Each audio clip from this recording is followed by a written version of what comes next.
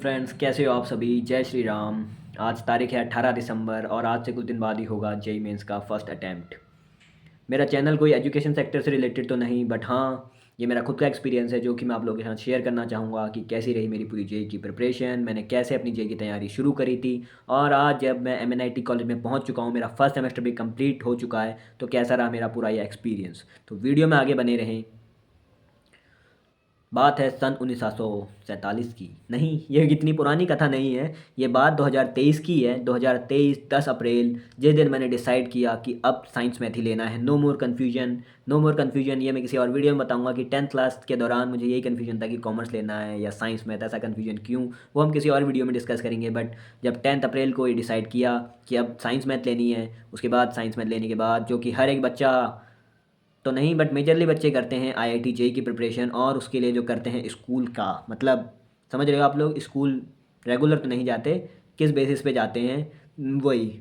तो उस वो किया, स्कूल रेगुलर नहीं गया, घर पे ही अपनी तैयारी करी। 11th की प्रिपरेशन मैंने शुरू करी थी, फिजिक्स वाला बैच थे। जैसे ही डिसाइड किया साइंस मैथ लेनी है और आईआईटी जेई की प्रिपरेशन करनी है, तो सोचा एक कोचिंग तो ज्वाइन करनी पड़ेगी, और जो मोस्ट अफोर्डेबल कोचिंग है पीडब्ल्यू ऑनलाइन बैच, वही मैंने लिया। अर्जुना बैच 10 अप्रैल को लिया था, और उसी के आसपास से शायद क्लासेस 10 अप्रैल को शुरू भी हो गई थी। हाँ, क्लासेस में हमारे टीचर्स थे सलीम सर फिज़िक्स के लिए, तरुण खंडेलवाल सर मैथमेटिक्स के लिए, शिवम सर फिजिकल केमिस्ट्री के लिए, राहुल ड्यूडी सर और इनऑर्गेनिक केमिस्ट्री के लिए, और आर्य बाबा बोले तो Rohit Agrawal sir organic chemistry के लिए। जेई की प्रिपरेशन के दौरान 11th क्लास की जो ये पार्ट था, ये जर्नी थी, ये बहुत अच्छी रही। ऑनलाइन के दौरान, ऑनलाइन में बस एक प्रॉब्लम जो आप सभी को फेस करनी पड़ती है कि इनडिसिप्लिन की जो प्रॉब्लम आती है ना, क्योंकि हमारे ऊपर कोई देखने वाला नहीं होता। जैसे स्कूल लाइफ में या फिर जब हम ऑफलाइन जाते हैं, तो हम पे नज़र रखने वाला, एक आई रखने वाला जो टीचर्स होते हैं, जो हमें बताते हैं कि ये होमवर्क होना चाहिए, अगले दिन ये चेक होगा। वो ऑनलाइन में ऐसा कोई सिस्टम नहीं होता। तो यही प्रॉब्लम थी ऑनलाइन में जो मैंने फेस करी। जब हम लोगों को फिजिक्स पढ़ाई जाती थी, तो फिजिक्स में सर रेगुलर क्लासेस में ही क्वेश्चन करा दिया करते थे।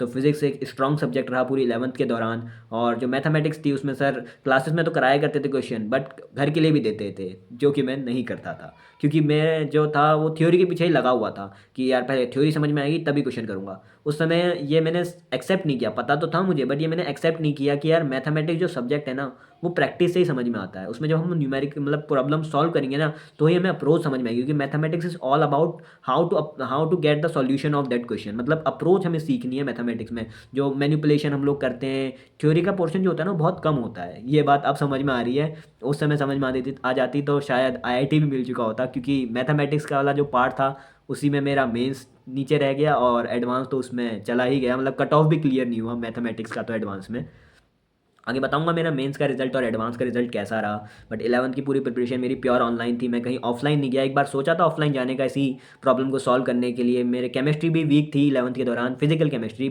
और अगर स्पेसिफिकली बताऊं तो फिजिकल केमिस्ट्री में मैंने प्रॉब्लम फेस करी, क्योंकि यही सेम प्रॉब्लम फिजिकल में भी हमें प्रॉब्लम सॉल्व करनी होती है, जो कि मैंने करी नहीं, थ्योरी के पीछे रहा। मतलब अप्रैल में वो बैच शुरू हुआ था और आ गया था जून, जिस समय तक मेरा चल रहा था मोल कॉन्सेप्ट ही।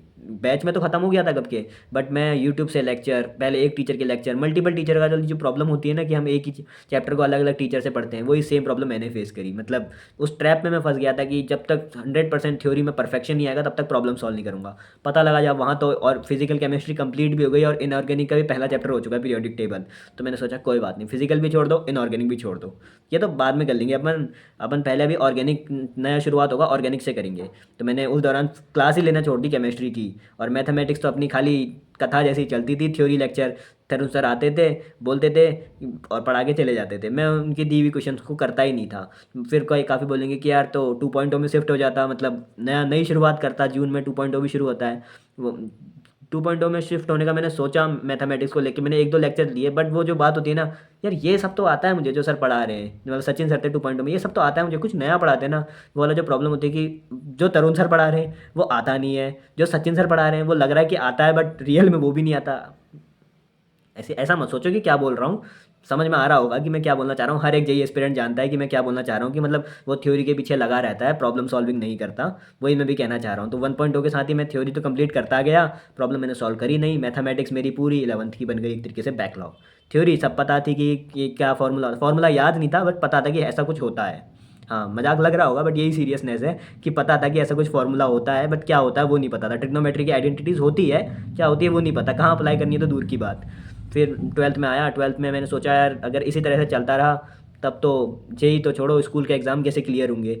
टीचर ने बहुत अच्छा पढ़ाया, टीचर ने जो पढ़ाया उसी नॉलेज के बेसिस पे आज मैं जहाँ पर हूँ, तो टीचर्स पे कोई कमेंट नहीं है, टीचर्स बहुत अच्छे थे। अगर उन टीचर्स का पढ़ाया हुआ मैं फॉलो कर लेता तो मैं आईआईटी में भी हो सकता था आज, अगर मैं उन टीचर्स का पढ़ाया हुआ 100% फॉलो करता। तो 100% किया मैंने, तो 10% भी फॉलो नहीं किया मैथमेटिक्स और फिजिकल केमिस्ट्री में। फिर मैंने अपनी ऑर्गेनिक केमिस्ट्री तो वहाँ से कंप्लीट कर ली थी आर्य बाबा से, बिल्कुल बहुत नेक्स्ट लेवल कंप्लीट, आज भी याद है कॉन्सेप्ट, मतलब याद रहेंगे क्योंकि बीटेक कर रहा हूँ तो वो कॉन्सेप्ट तो काम आते ही हैं। तो बी ऑर्गेनिक केमिस्ट्री और फिजिक्स दोनों स्ट्रांग लेके मैं गया ऑफलाइन कोचिंग।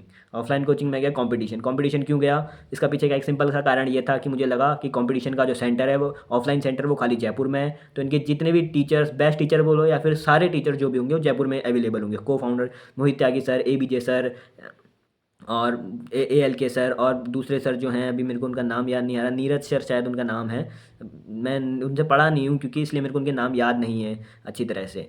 फिर मैं वहाँ गया उनके ऑफलाइन कोचिंग सेंटर में अपने पेरेंट्स के साथ, वहाँ पे मेरा एडमिशन कराया और मैंने अपनी ट्वेल्थ की प्रिपरेशन वहाँ से शुरू करी। और फिर से एक जो जुनून बोलते हैं ना जागता है कम बैक का, मैं आप लोगों को एक तरीके का ग्राफ बताऊँ कि प्रिपरेशन का जो रहता है 11th में जो रहता है वो ये रहता है कि नेक्स्ट लेवल कॉन्फिडेंस बोले आईआईटी दिल्ली, आईआईटी बॉम्बे, मतलब टॉप टॉप आईआईटी ही सोचते हैं हम, आईआईटी दिल्ली, आईआईटी बॉम्बे, और मेरे को आईआईटी रुड़की का भी था एक, कि इन तीन में से एक देख लेंगे जो अपने को सही लगे। और AIR 1 रहने देंगे क्योंकि उससे ज़्यादा सवाल पूछते हैं, AIR 2 लेके आएंगे अपन, ये कॉन्फिडेंस था 11th की जब शुरुआत हुई थी। फिर 11 जब मिड आता है, जब जैसे जैसे मतलब दो दो तीन तीन चैप्टर हर सब्जेक्ट में हो जाते हैं, तो लगता है यार क्या हो रहा है यार, मतलब ये लाइफ में इससे बढ़िया तो स्कूल लाइफ थी। 10th में तो मतलब हर पेपर में मतलब जितने भी नंबर का फुल में से फुल नंबर, और यहाँ तो एक क्वेश्चन नहीं बन रहा क्योंकि बनाए ही नहीं तो बनेंगे कैसे। कोई बात नहीं, कंटिन्यू रखते हैं आगे, जैसे जैसे 11th कंप्लीट होती जाएगी सब क्लियर होता जाएगा। ठीक है, 11th कंप्लीट हो रही है, हो रही है। अब जैसे ही 11th कंप्लीट होती है, 11th तो बैकलॉग रह गई यार, काफ़ी सारे की प्रॉब्लम होती है आजकल, मतलब यूट्यूब पे भी यही वीडियो चल रही होती है, how to cover in 11th in 12th, नहीं how how to go along 11th with 12th, मतलब 11th को 12th के साथ कैसे करें, बन नहीं रही इंग्लिश अभी, मैंने वो वीडियो देखी नहीं क्योंकि तो मतलब इसी टाइप की वीडियोस काफ़ी चल रही होती है कि 12th के साथ अपनी 11th को कैसे कम बैक करें, कैसे अपने बैकलॉग्स को कवर करें, come back batch, bounce back batch, मतलब ऐसे बैचेस चल रहे होते हैं। सब बैच अच्छे हैं, मैं किसी के बारे में ऐसे कमेंट नहीं कर रहा, बट मैं आप लोगों को बता रहा हूँ कि जो माइंड सेट हो गया है हम लोगों का कि कोई बात नहीं 11th बैकलॉग हुई है, 12th में कम बैक करेंगे। ठीक है, 12th की शुरुआत करी ऑफलाइन सेंटर से, अब तो ऑफलाइन भी ज्वाइन कर लिया है, तो नेक्स्ट लेवल प्रिपरेशन होने वाली है, यही सोच के शुरुआत करी। स्टार्टिंग में बहुत अच्छा भी रहा, जैसे जैसे फिर से 2-3 चैप्टर हुए, मैथ्स की प्रैक्टिस करी नहीं फिर से, क्योंकि स्टार्टिंग में टीचर भी चेक वगैरह करते हैं ऑफलाइन में ही, बट धीरे धीरे अगर उनको लगता है कि बच्चे इंटरेस्ट नहीं ले रहे तो वो भी चेक करना छोड़ देते हैं। सेम हमारे बैच के साथ हुआ, टॉपर्स का एक अलग बैच बन गया और हमारा बैच मस्त मौला चल रहा है जीवन में। खाली एक फिजिक्स मेरा उस समय भी स्ट्रॉन्ग था क्योंकि 11th में से कॉन्फिडेंस था कि फिजिक्स में कर सकता हूँ, फिजिक्स और ऑर्गेनिक केमिस्ट्री में कर सकता हूँ, ये कॉन्फिडेंस था। तो 11th जो होता है ना उसमें आप लोग ध्यान ध्यान दो क्योंकि वो आपका आगे जाके कॉन्फिडेंस बिल्ड करता है, आपकी जो फाउंडेशन होती है वो वहीं से आती है, और कॉन्फिडेंस भी वही बिल्ड करता है कि सब्जेक्ट के प्रति, मतलब एक तरफा प्यार जो बोलते हैं ना कि एक ही सब्जेक्ट से प्यार हो जाता है, तो वो मेरा फिजिक्स बन गया था कि फिजिक्स में तब 100 मार्क्स स्कोर करने वाले। ठीक है, 12th चल रही है आगे, फिजिक्स में अच्छा स्कोर चल रहा था, मतलब जो भी पेपर होते हो रहे थे उसमें मेरा जो स्कोर आ रहा था वो फिजिक्स की वजह से आ रहा था। मैथमेटिक्स तो धीरे धीरे धीरे धीरे अपने डाउनफॉल की ओर जाने लग गई थी मेरी तरफ से। और केमिस्ट्री जो थी वो थ्योरी में तो नहीं जा रही थी, बट केमिस्ट्री ऐसा था मैं एग्जाम से एक दिन पहले भी पढ़ लेता था, कुछ याद रह जाता था। 100 नंबर का पेपर है, 20 नंबर तो आ ही जाते थे, बोलते थे कंपटीशन की तैयारी कर रहे हैं हम, पर कॉम्पिटिटिव एग्जाम की, जेई जैसे एग्जाम की, टफ एग्जाम की तैयारी कर रहे हैं, बहुत होते हैं नंबर, ये दिलासा देता था। फिर बीता गया 12th का, दिवाली का टाइम आ गया, मतलब जिस समय हम 12th क्लास में होते हैं, जो वाली उस साल की दिवाली होती है, दिवाली का टाइम आना लगा यार, अब 3 महीने में तो मेंस का पेपर है। अब और केमिस्ट्री तो खत्म है, मतलब कुछ आता नहीं है। मैथ्स तो चलो छोड़ ही दी थी, उम्मीद ही छोड़ दी थी मैथ्स की, तो बोले 2 सब्जेक्ट में 200 नंबर, 99 परसेंटाइल पार, ये जो था ये थिंकिंग एबिलिटी बन गई थी उस समय। तो उस समय फिर मैंने सोचा यार कुछ तो करना पड़ेगा, मैंने तो नोट्स भी नहीं लिखे जो सर ने पढ़ाए थे। अब फिर मैंने सोचा कि ऑनलाइन चलते हैं फिर से, और फिजिक्स वाले का मैंने बैच ज्वाइन किया, उस लक्ष्य फास्ट ट्रैक मैंने ज्वाइन किया दिवाली के ऑफर में।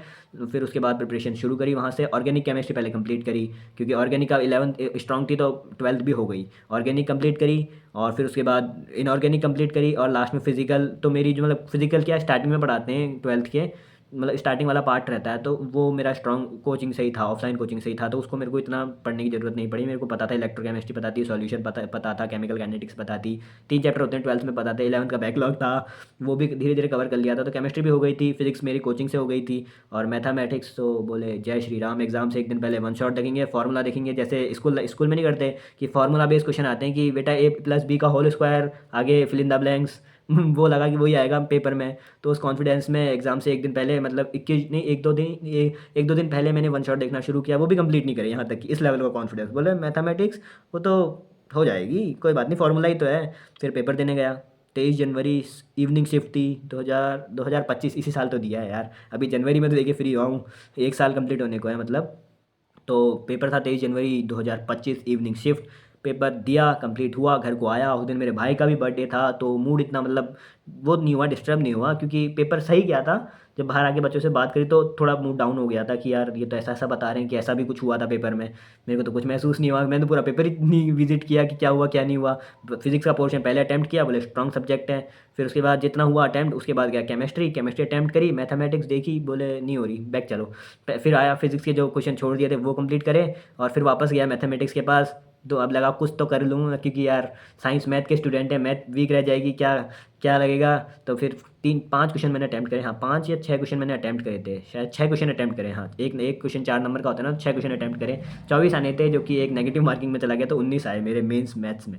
और फिजिक्स में 22 क्वेश्चन अटैम्प्ट करे थे, 100% एक्यूरेसी, 88 नंबर। और केमिस्ट्री का मुझे याद नहीं है, बट 65 या 67, हाँ याद आ गया, 67 नंबर थे मेरे केमिस्ट्री में भी, देख लो मतलब।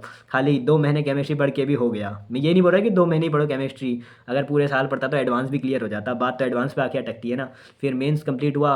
मेंस कंप्लीट होने के बाद जब मेंस का रिजल्ट आया 12 फरवरी को, 12 को आना था, 11 को ही आ गया था इवनिंग में। रिजल्ट था 98.48 परसेंटाइल। लगा हाँ ठीक है, जिस हिसाब से मेहनत करी उससे ज़्यादा ही आ गया रिजल्ट, ऐसा महसूस हुआ, रियल बता रहा हूँ कि जिस हिसाब से मेहनत करी उससे तो ज़्यादा ही आ गया रिजल्ट। फिर जेई मेंस कंप्लीट हुआ, उसके बाद लगा यार अब थोड़ा हेल्थ पे भी वर्क किया जाए। जेई मेंस तो कंप्लीट हो गया, 2 साल की मेहनत सफल हुई। जिम ज्वाइन किया। जिम ज्वाइन किया, पहले 1 महीने का सब्सक्रिप्शन लिया, 17 फरवरी को जिम ज्वाइन किया। उसी के बीच में बोर्ड्स भी चल रहे थे, मतलब बोर्ड्स मेरे शुरू हुए थे अराउंड, कब से हुए थे, 10 मार्च से हुए थे शायद। हाँ मतलब इसी के आसपास हुए थे, 10 मार्च, आरबीएसई बोर्ड से हूँ। तो बोर्ड्स भी चल रहे थे, पर इतना कोई वो नहीं था कि बोर्ड्स की प्रिपरेशन हो ही जाती है। जब हम लोग जेई एग्जाम की प्रिपरेशन करते हैं तो बोर्ड्स की प्रिपरेशन भी हो जाती है, और फिर लिख लिख के पूरे दिन घर पे ही तो रहते हैं, तो लिख लिख के एक बार प्रैक्टिस भी कर ली तो भी बोर्ड्स की पूरी प्रिपरेशन हो जाती है, ठीक है। बोर्ड्स की प्रिपरेशन अच्छी थी, बोर्ड्स का रिजल्ट भी अच्छा ही आया, मतलब 95.80% बोर्ड्स में भी थी। मतलब क्या था, फिजिक्स की प्रैक्टिस लिख लिख के कर ली, आती थी। केमिस्ट्री स्कूल लेवल की आती थी, लिख लिख के कर ली। मैथमेटिक्स स्कूल लेवल की तो आती थी, चाहे वो बात अलग है, मेंस में इतने रह गए, पर स्कूल लेवल की आती थी मैथमेटिक्स। आरबीएससी का पेपर मतलब इतना हार्ड नहीं आता जितना सीबीएसई का आता है। रियलिटी बता रहा हूँ कि आरबीएससी का क्वेश्चन पेपर इतना हार्ड नहीं आता, चाहे 10th बोर्ड का हो चाहे 12th बोर्ड का हो। अपना एक्सपीरियंस बता रहा हूँ, मैं भी 2 साल, मतलब 2 साल नहीं, 2 बोर्ड्स मैंने भी आरबीएससी से दिए हैं, 2 नहीं 3 दिए, मैं तो 5th क्लास में भी बोर्ड था। तो इतना हार्ड पेपर नहीं आता। एक किताब आती है डेस्क वर्क नाम की, सीक्रेट बता रहा हूँ, डेस्क वर्क नाम की किताब आती है आरबीएससी वाले बच्चों, उसको अच्छी तरह से कर लेना। 100% नंबर आ जाते हैं, मतलब 100% तो नहीं, 98% चांसेस रहते हैं कि पेपर उसी में से आएगा। 2%, 1-2 सवाल इधर उधर हो जाते हैं, वरना पेपर उसी में से आता है। तो बोर्ड्स का रिजल्ट आना इतनी कोई हाई बात नहीं है। उसके बीच में होता है एडवांस का पेपर। अब सुनो मेन कहानी। जो एडवांस का पेपर हुआ ना, पेपर देते हुए वो जो हालात है ना, वो मैं बयां नहीं कर सकता कि क्या हालत हुई थी मेरी उस समय। पेपर देने जिस कॉन्फिडेंस में गया था कि मेंस में इतनी परसेंटाइल, बोर्ड्स के पेपर अच्छे गए, रिजल्ट नहीं आया था बट पता लग जाता है कि अच्छे गए हैं। तो बोर्ड्स का पेपर अच्छा गया है। अब एडवांस में तो मतलब ज़्यादा तो नहीं, पर ए आई आर 10,000 के अंदर तो आ ही जाएगी। इतनी ज़्यादा उम्मीद नहीं है, बट ठीक है, 10,000 के अंदर आ जाएगी, कॉलेज मिल जाएगा, आईआईटी कॉलेज। पेपर देने गया, चेकिंग वगैरह हुई, अंदर गए, पेपर देना शुरू किया, देखा यार ये क्या आ गया, कोई बात नहीं, पहला पेपर है, पेपर 2 अभी बाकी है, वो इजी आएगा, पहला पेपर हार्ड आ गया, तो ये दिलासा दिया मैंने। जैसे जैसे 3 घंटे मैंने कंप्लीट किए कि ठीक है कोई बात नहीं, थोड़े बहुत क्वेश्चन कर लेता हूँ। मतलब मेरे पेपर 1 में शायद अराउंड 40 कुछ नंबर थे, हाँ रिजल्ट बता रहा हूँ कि 40 कुछ नंबर थे। अभी एग्जैक्ट मेरे को याद नहीं है, क्योंकि सक्सेस स्टोरी याद रखी जाती है, फेलियर स्टोरी याद नहीं रखी जाती। फिर एडवांस का पहला पेपर हुआ, 2 घंटे बाहर आया, बोले कोई बात नहीं, ऑल इज़ वेल, पेपर 2 अभी बाकी है, उसमें कम बैक करेंगे। पूरा यही जर्नी के दौरान कम बैक करना ही तो सीखा है, कम बैक बाउंस बैक यही तो सीखा है, कम बैक करेंगे। पेपर 2 शुरू हुआ कब से होता है, 2 बजे से होता है शायद, हाँ 2 बजे से, 2 बजे से पेपर 2 शुरू हुआ।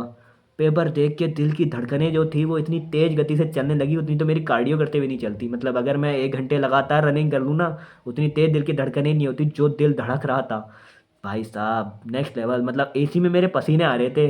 और वो हर कोई एक्सपीरियंस कर सकता है, जिसने जेई एडवांस का पेपर देते हुए बिना तैयारी के गया हो, वो हर कोई एक्सपीरियंस कर सकता है, और उसको खुद से उम्मीदें उस लेवल की हो, और पेपर देते हुए भाई साहब जैसे तैसे मैंने 3 घंटे निकाले। मेरे को लग रहा था आज यहीं पे ख़त्म कहानी, क्योंकि जो पेपर देते हुए चल रहा था ना भाई साहब, माइंड में पीछे बैक ऑफ द माइंड ये चल रहा था, आईआईटी भाई क्या आ गया ये? आईआईटी मिलेगी तुझे? तुझे तो ये क्वेश्चन, एक क्वेश्चन समझ में नहीं आ रहा कि हम हर किसी में ही चल रहा है। चलो, ये लग रहा है कि 25% चांस लग रहे हैं ये आंसर है, बाकी में तो 0% नहीं लग रहे, इसको टिक लगा दो। कोई नेगेटिव मार्किंग क्या, क्वालिफाई तो वैसे भी नहीं हो रहा, कुछ भी टिक लगा दूँ। उस तरह से मैंने अपने 6 घंटे कंप्लीट करे चाहिए एडवांस के। घर आके घर वालों को बोला कुछ उम्मीद मत लगाओ, मिल जाए तो श्री राम, तो बढ़िया, नहीं मिले तब तो उम्मीद ही वो है कि नहीं मिलेगा। एडवांस रिजल्ट आया 2 जून को, वही हुआ जिसकी उम्मीद थी।